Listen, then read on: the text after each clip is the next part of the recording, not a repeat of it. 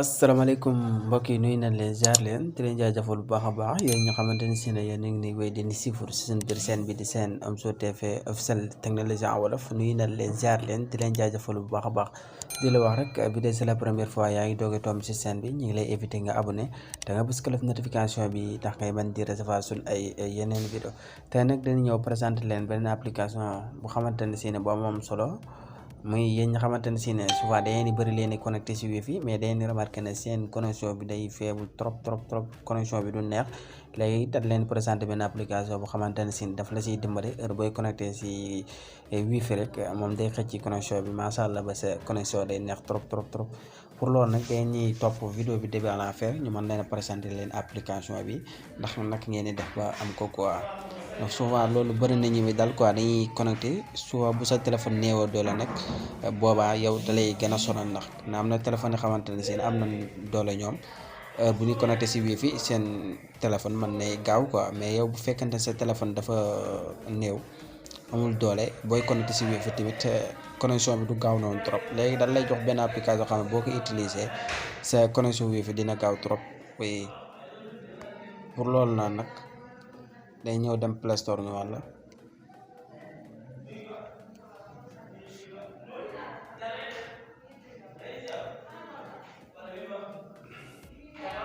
duggee Play Store ñu patienté bàyyi mu ñëw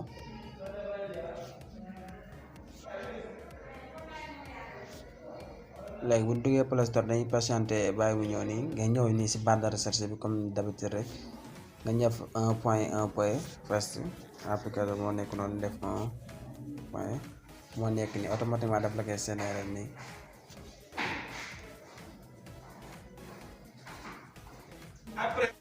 voilà application bi moo nekk nii boo déggee ci Play Store bi nii nga koy amee daal leen defal lien bi sax xam naa si suufu description bi boo ko ibbee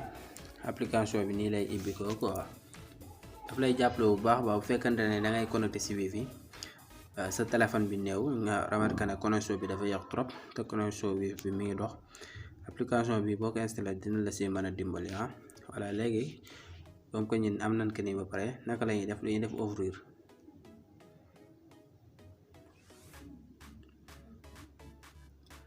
ñun nag dañ ko installé woon ba pare sax moo tax laaj ñu ay utilisation yooyu mais boo ko laaj doo koy